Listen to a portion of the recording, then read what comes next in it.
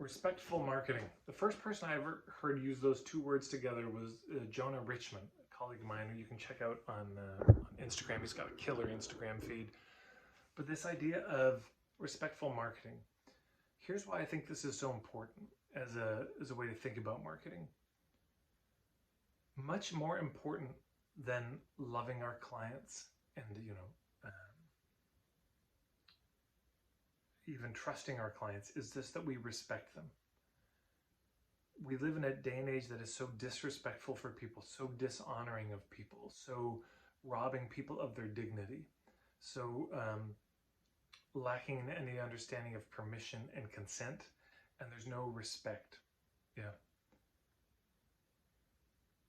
Sometimes I've seen it where people say, oh, I really love this group of people. Okay, you love them, but do you respect them? And then people stumble. I mean, of course I do. Do you? Do you really respect them? Respect means if they say no, then it's a no. Respect means you respect their divinity, their sovereignty. You wouldn't trespass. You don't impose on them. You don't mislead them. And of course, haven't we all been disrespectful with each other many times in our lives? And haven't we been disrespected, all of us? Had our sovereignty completely disregarded, our divinity completely ignored. So I'm not pointing fingers. Of course, I've done both. I've behaved immensely disrespectfully, and I've been so deeply disrespected. So to me, this is the fundament. Before we get into the airy-fairy loving our clients and uplifting and everything's beautiful, marketing starts with respect, I think. That's the basis. If you're not okay with a client saying no, you don't respect them.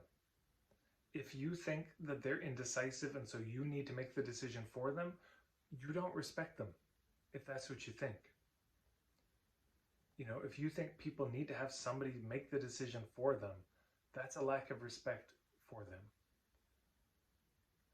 If you think you need to tell them what they want to hear so that you can give them what they need, and that kind of chicanery and funny languaging and logic is okay, that's not respectful.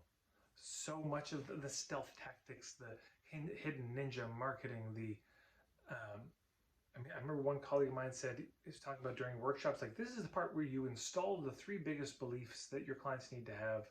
And so, install what? Yeah, you install those beliefs in them. That's not respectful. I'm sorry. If you think it's okay to seduce people with possibility, even though you would never use fear tactics, that's still not respectful. This is such a big deal.